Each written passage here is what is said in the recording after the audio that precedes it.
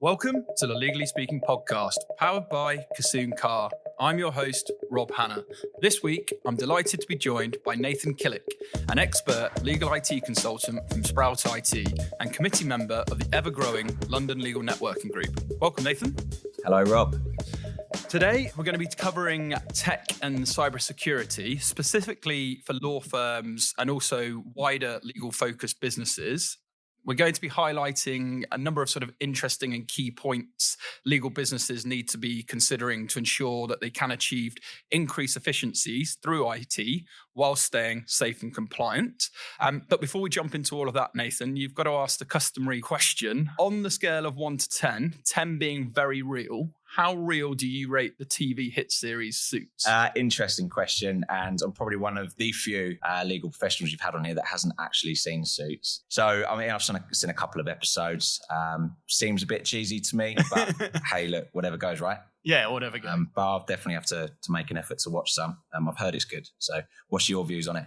I reckon based on that response, you can give it a 5 out of 10. We actually had with the episode last week, we did a Harvey versus Hooper chat where we actually asked Ed Hooper and he gave it 10. So, you know, but he did say there was a bit of Hollywood in there, but it's probably leveling out just above 50%. So 5 out of 10 is a fair rating. I'll have to follow the crowd then. So, you know, today I'm really excited. We're talking about all things technical in terms of an IT perspective in the legal sector. But before we jump into that, tell us a bit more about your background and how you ended up sort of getting involved working in the legal space. Sure. So I guess essentially from day one when I was looking at work, I kind of fell into a kind of an IT consultancy role based in London, funnily enough. That was around print management and IT and infrastructure. Yeah. Through that, a company called Xerox, of course, moved to New Zealand after 2 years experience and worked out there. I believe that managed print is actually more archaic than the legal sector itself, funnily enough. Okay. Or not. A great experience, moved back from New Zealand and actually got approached by a recruiter that felt that, you know, I'd be well matched now in Sprout IT, managing the growth of the business for them. And again, we had a girl called Lenny Jimenez who did a diversity topic for us the other week. And she was telling us all things about Canada because I've never been. New Zealand, another place I've never been. So where do I need to go and what have I been missing? So definitely, if you're going for a short period of time, South Island. Okay. South Island is much more diverse in terms of the landscape, what you'll see, the people that are there. North Island's really cool. You got Wellington, where I lived for the year. That was essentially the capital city. Yeah. Essentially, because it's actually a tropical country. You have a lot of cruise ships coming in, and Wellington's actually such a small city that one cruise ship in the harbour took up half the city. Wow. In terms of the length. So Auckland's obviously much larger. Really lovely city as well. It's almost just like England 50 years ago, right? Yeah. Yeah. That's why everyone's moving out there. Good stuff. I'd have loved to have been there. So I'm a big rugby fan, and I would have loved to have been there on the semi-final day just to see how disappointed they would have been. They take it pretty seriously out there, don't they? Yeah, I was there for the Lions tour as well. Oh, wow. Actually, yeah. So I went and saw Hurricanes versus the Lions, which was really, really good. And the England-New Zealand game recently was really good as well. Yeah, good stuff. And so moving on to your career then, as you mentioned, you've always sort of started and been involved in IT infrastructure. What's really interesting about your sort of background and what you're doing now is it's very focused to the legal sector, right? So I guess the first question to you is, why do you focus on, you know, IT, tech, security, and why specifically the legal sector for you? Sure. Yeah, good questions. To be honest, you know, when you kind of first start out looking for work, you kind of dip your toes in different areas, right? Yeah. And I think, you know, one of the things that I learned after a couple of years was that I wanted to specialize and niche in an area. Mm-hmm. I think the legal sector specifically, there's a lot of work to be done. There's a lot of understanding that is still left to be understood, especially by not just kind of IT professionals, but also by, say, managing partners or heads of chambers. We work in chambers as well. But I think, you know, the simple facts that the technology and the cybersecurity landscape's ever changing, and a lot of the legal sector isn't changing quite as quick. Why do you think that is? Because I think that's a really interesting point. And we've talked a few topics throughout the podcast where we think the legal sector is probably behind various other sectors. Why do you think, particularly with regards to tech, it's not where it could be? I think it's purely and simply a case of a lot of IT managers and IT directors have been in their role for a long time, right? Yeah. And the thing is, not just with technology and cybersecurity, I think the requirement for accreditations in, say, Microsoft or Citrix or whatever it is, that's changing rapidly as well. And for somebody in such a high responsibility role within a firm or chambers, it's not easy to, keep the partners happy. What they then also need to do outside of that is stay up to date with all the accreditations, technology moving forward. So what we do tend to find is that responsibilities are so high and time is so short that people can't stay up to date. And essentially that's what a lot of outsourced IT companies are there for, is to kind of, relieve the burden of those sorts of things. I think there is a bit of a stigma around a lot of IT companies are there to replace IT managers, IT directors. I don't think that's the case. I think we are here to stay up to date with the ever-changing landscape and to relieve the burden from those individuals that have been in the firm for such a long time and know them essentially better than their partners, right? Yeah. And I think a key part of this as well is obviously, things are moving at a rate of knots with regards to technologies generally. Lots of things are happening. But particularly with law firms and what you guys are suggesting, what do you think are some of the things they should be thinking about if they're not sort of, managed partners are busy, you've touched on it yourself, but, why should they be really thinking about these things from a security, but also from sort of staying up with the times perspective? Sure. So essentially the way Sprout and myself really kind of look at what we do, you mentioned two really important, what we call dimensions there, which is kind of vision, strategy and technology, but also kind of the security around that and, what people are doing and how they're doing it. We take a wider look. So when we're addressing a client, we look at things like not only the governance and compliance within the firm with regulatory bodies, we also look at the security stack, what they're doing there. We look at their vision and strategy. We look at the processes. It's all very well having technology in place, any kind of change management, anything like that. You need to have a process in place. Otherwise, it can be a right car crash. So what I would say that we see a lot in law firms and, a lot of the top 100 and even more of the top 200 we're seeing now are starting to look at it from a wider picture. IT, technology, cybersecurity as an enabler as opposed to just being a cost. Yeah. What we also find is a lot of the let's say the senior leadership within law firms and especially within chambers, they're not necessarily as aware as they should be. The risks to the business or how invested that they should be. So, for example, if a nasty bit of ransomware or a successful phishing attack can cause some really serious damage to a firm or to a chambers. But if the senior leadership team or the board aren't aware of what's going on, then it doesn't matter what you're doing in terms of the technical stuff or the processes.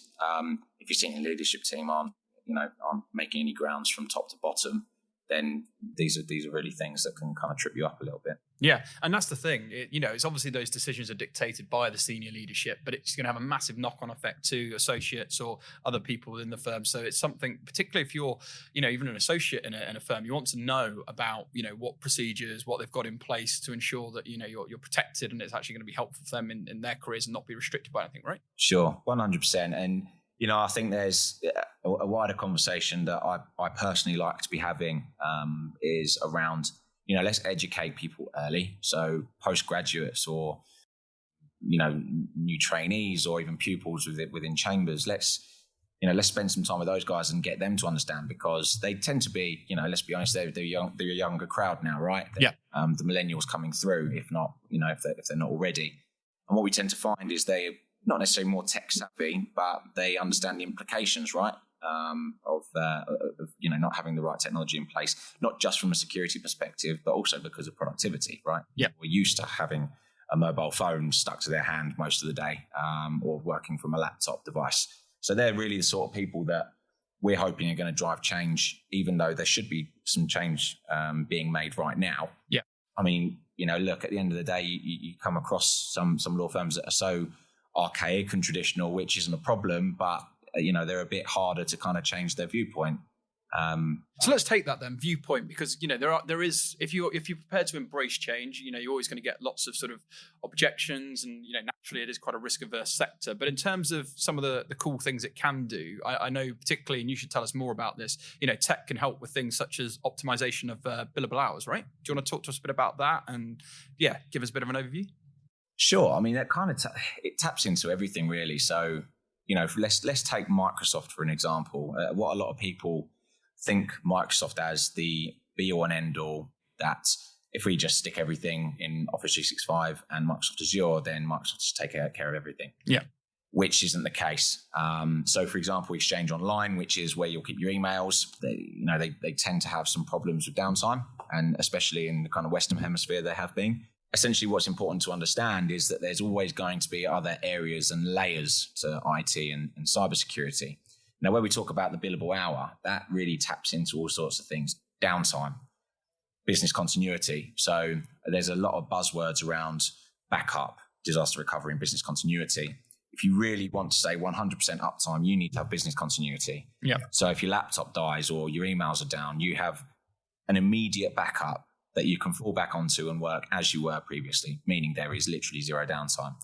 However, a common misconception is around, well, let's have some backup. Well, backup could literally just be some of your data, or a dormant application sat on a server that's rickety and old, that if your business did experience an internet shortage or a breakout, then that data's there, you haven't lost it. But actually utilizing that data and working as you need to be, it's not productive. Yeah. There's also things around, how are the support staff working, paralegals, etc. E-discovery is a big thing. There's some really cool tech out there that's utilizing e-discovery to actually build cases out, purely and simply because it looks over all your data stores, whether it be iManage or whether it be looking in your OneDrive or historical email archives. And what that, essentially what you're doing then is you're shortening the period of time that it takes to complete a task, meaning you can complete more tasks, meaning you can win more cases, right? Yeah. If you think about it as well, you going to court or, just technology in the field, we've spoken with lawyers who, are taking devices to court, and they're turning up against other lawyers and other barristers in court who are turning up with case files still, thousands and thousands of pages, and they've got a couple of clerks just to bring those case files along. And you look at it, you go, hang on a minute, this really is a chalk and cheese look at what's happening in the legal sector. There are people that are making those pushes, and there are people that aren't yet, whether it's because they're not investing in it or because they don't understand it or they're not being shown the way.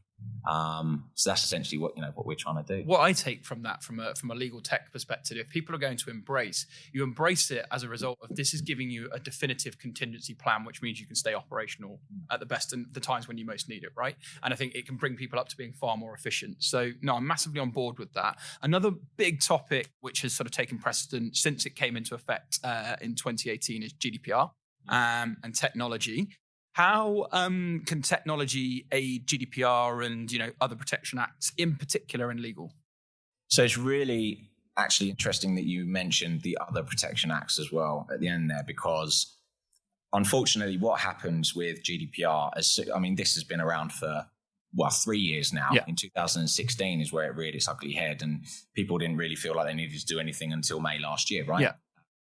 But essentially what happens is, and it was exactly the same with cloud. When cloud came around as an ideology, essentially, you got your cloud cowboys, we like to call them, which is anybody, setting up a server in their local shed saying, hey, look, we've got a cloud over here, which isn't secure, and there's security implications all around it. There are cloud cowboys out there that they like to say that they can spin up a server somewhere and it's secure and operational as it needs to be. However, what you tend to find is they'll be sharing that cloud space with other organizations, and that other organization would get a cyber breach or a virus, and then that would affect the people that are on that, as I say, shared server. So obviously that's matured over the years. So with GDPR, going back to that, what's happened is a lot of GDPR cowboys have come out and said that there's a silver bullet for GDPR around technology. That there's great technology out there, but the thing is, it's still such a fresh area that technology itself isn't perfect. Yeah. a lot of the legal sector will know about Mimecast, and I'll refer to these guys for a second, because some people say, well, hang on a minute, there's an archive in Mimecast, which is immutable, which you can't delete, which isn't true. You can delete it, but it's also understanding, where you can delete that data. Mimecast. So tell us more about that, what it is and how it works. Sure. So Mimecast, funnily enough, they sprouted legs after DLA Piper obviously experienced a massive cybersecurity breach, and essentially they brought their operation to their knees, and the partners there were emailing, from their private email addresses and WhatsApping from WhatsApp, etc., which is a nightmare. Now, what Mimecast essentially does is, a lot of people know it as just email security. So essentially any emails in and out of your organization will go through Mimecast, and it'll be vetted. It'll be searched for viruses. It will open harmful emails within Mimecast, and it will decide whether or not to let it hit your email box. So it's up there with the top five kind of email security vendors out there. It is, in our opinion, the top, and SE Labs in 2018 released a report to say it's actually 25% more effective than other email security vendors out there. Now, other flavors to Mimecast is that it's also an archiving tool. So some people, or a lot of people, will know that Mimecast saves any kind of emails that are received and sent out into a kind of a ledger or an archive. Now, Mimecast is great for e-discovery. So if you need to look back at a case file over 6 years ago, you use Mimecast, and it's a really powerful engine to be able to do that. There's other areas within Mimecast that will fully replicate your diary as well. So people use it for business continuity. Say your email exchange goes down and you're not able to use your Outlook or whatever it is, Mimecast fully replicates it. So you can log into your web portal for Mimecast, and you can actually work from an Outlook-looking interface that has got all of your diary, your contacts, your emails, all of your folder structure in there as well.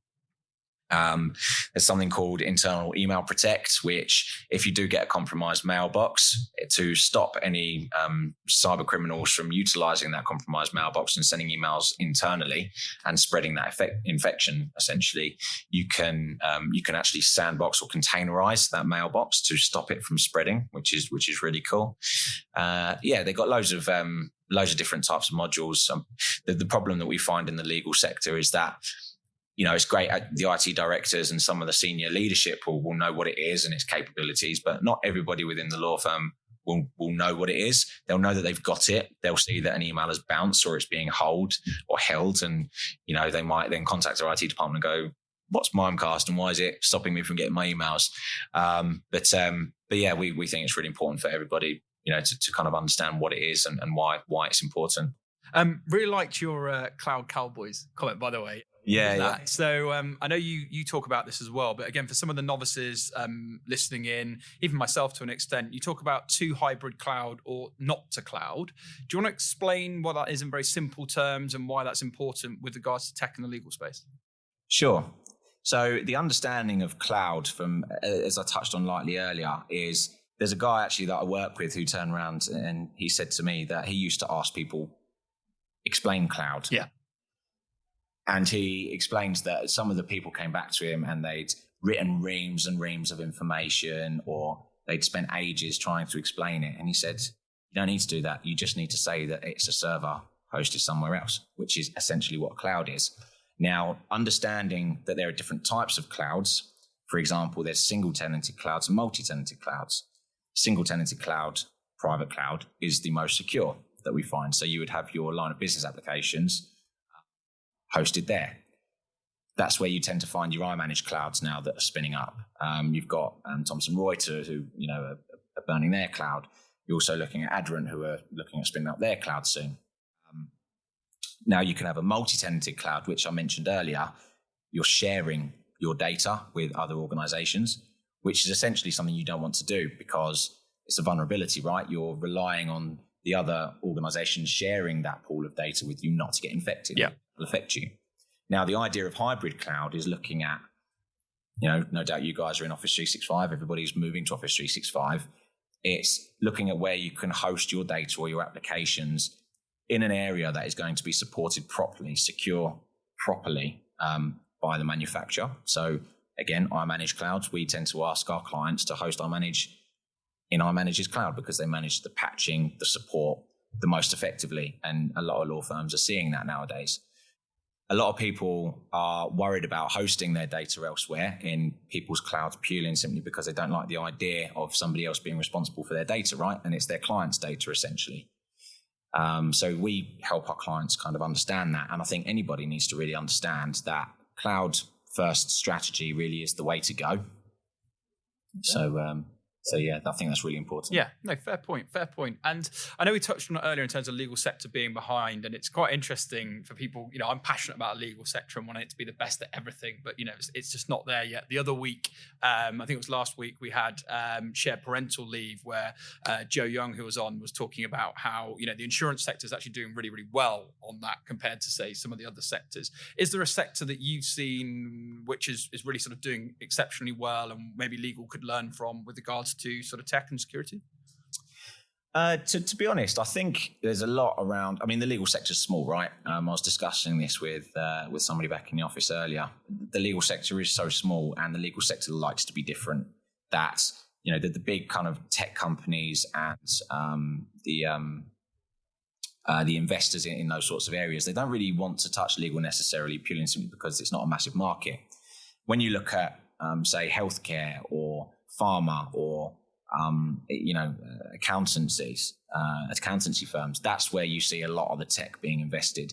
Although, you say in saying that there's a large pocket, of a Magic Circle and Silver Circle firms that, there's a lot of incubators, and even the Magic Circle firms themselves are incubating technology around blockchain and around artificial intelligence. The reason I laugh at artificial intelligence is because a lot of people believe that machine learning is artificial intelligence themselves. They don't actually understand the difference. I think the legal sector is definitely behind. I think there are shakes and moves going on, which, as we know in the legal sector, people like to follow. If they hear that other top 200 law firms are doing a similar sort of thing. I mean, look at Mimecast. This is a prime example. What happened with Mimecast? Not only is it a great product, but you start winning a section of the market, and then you have the conversation with other people, and they go, "Oh, right, I didn't know that so and so was doing that. Yeah, why are they doing that?" And then you build that credibility, and then people seem to follow. Yeah, very valid point. And do you know what fascinates me about the legal sector is it is small, but you think of the number of mergers, the number of things that happen within the legal sector. You'd think, this should be at the forefront of what they do, with data transferring and, merging all the time. But it doesn't seem to be the case, right? No. So this is another thing. I think what people tend to try and do is they try and stretch their budgets. Right. And I think budget is, a really important area. I think some people that work without a budget can sometimes actually be a bit more successful purely and simply because they're not trying to limit themselves. And I'm not saying IT needs to be a tremendously huge budget. It comes down to what you're trying to achieve, right?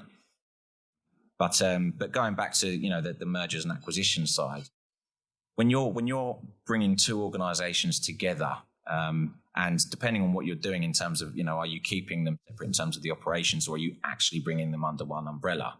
You need everybody to be working from similar systems to understand that, to merge data. So, there's a lot of work that goes into that, especially the technology side and the provisioning side. So, say you've set up a cloud which, is scalable, but you're then ingesting all of this data from, say, firm B into firm A. These aren't things that can be taken lightly, and if they're not properly prepared for, then you're going to trip yourself up. Yeah, well said. So, what tips would you give to law firms, chambers to improve their approach to IT and security? Sure. So that's a good question, and I think speaking and this is from a neutral perspective, purely and simply because I've seen it from each side, and I can understand where law firms and chambers' sticking points are. There's a lot of noise in the market. There's a lot of technology out there. There's a lot of applications. There's a lot of people saying you should get A when they should be getting B, or they should get C when they should be getting G, right? So essentially it's really about understanding, who the top players are in the market, what other people are doing, it's spending the time with suppliers and vendors and getting to understand their products and their limitations. It's taking the time to get to know your suppliers as well, right? So, if you have an MSP, spend time with them and ask them to go to market and, what's happening in other law firms. Also, you need to get buy-in from everybody within the business. One thing that we haven't spoken about is cyber awareness. Yeah. People like to call it the human firewall. So you could have all this technology in place, but by the way, I love all these phrases. Human firewall, the cloud cowboys. This is fascinating stuff. They're not new buzzwords either. There'll be people that are cringing at me saying this, but essentially it's a really key area, purely and simply because you can spend all this money on legal tech and legal IT, and if you're in IT like I am, you get excited by these sorts of things.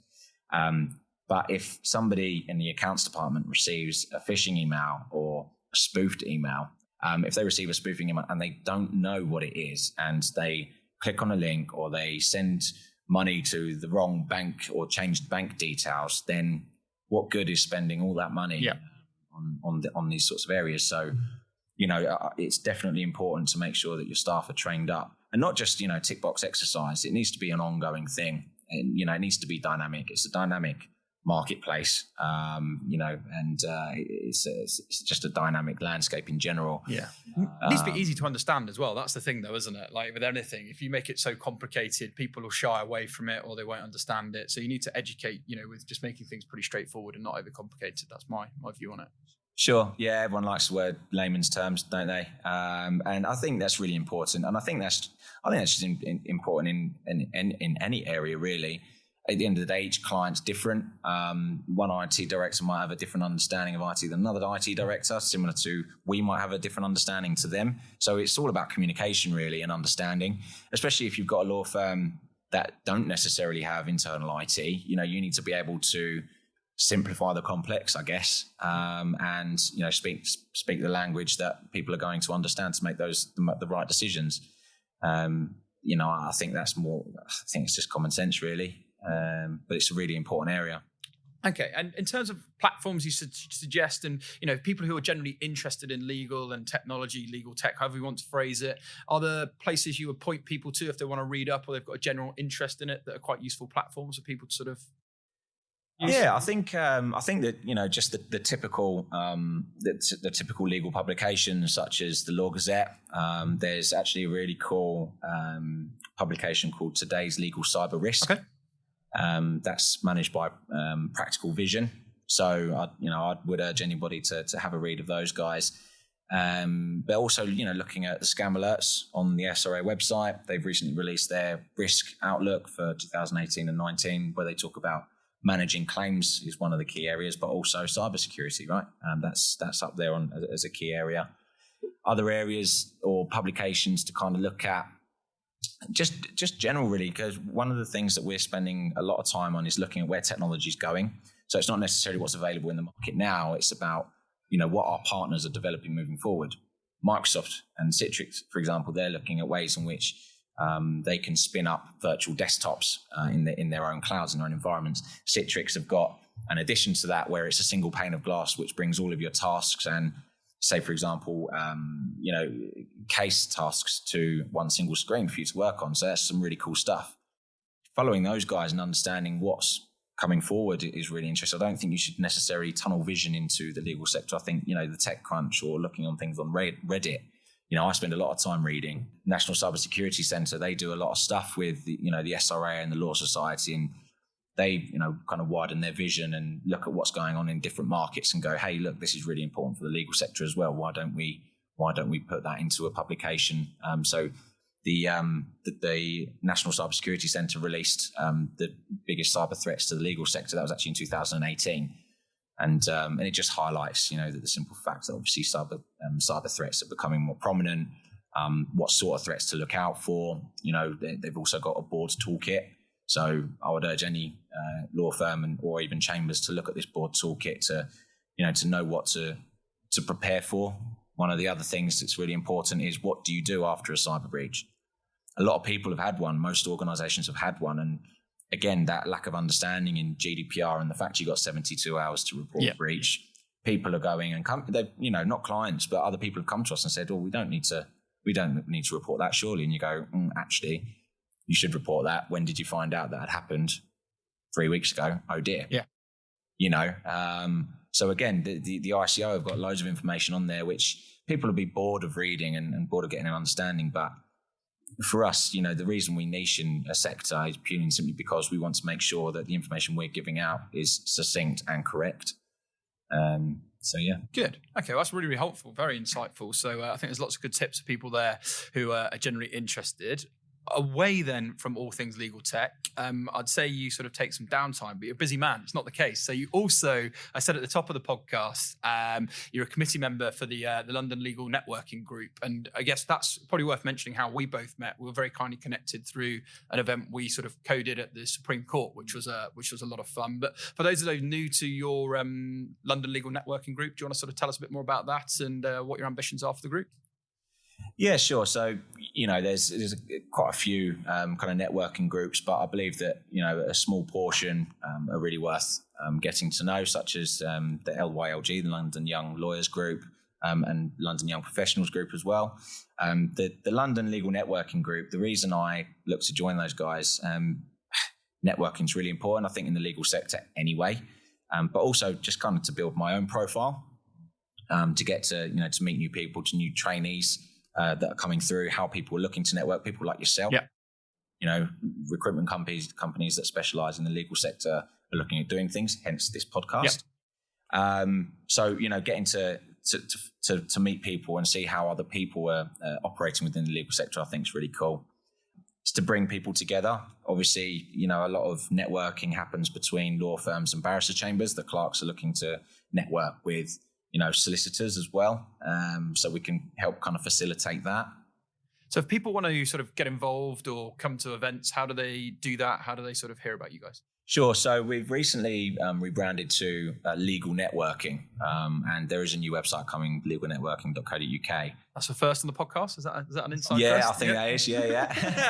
I'll have to get you to sign an NDA on that. But no, it's essentially, there's some really exciting stuff coming, which I can't necessarily talk about, but it is really focused on bringing people together, and it's essentially looking at a way in which we can bring people together in a way that isn't ambiguous. For example, there are a lot of legal networking events out there where you stick a name badge on and it's all, can be a bit pretentious, or it's kind of it's peaked and they're running downhill. What we really want to do is keep it fresh. Have areas for people like yourself to connect with people looking for work or looking for internships. Also vice versa, people looking for jobs, connect them with yourselves. Also looking at areas in which how clerks and solicitors can network and connect. It's a really cool forward-thinking thing. We look at doing different types of events, albeit very social. We're looking at some thought leadership stuff next year. Time's kind of flown with those guys. It's all really exciting stuff.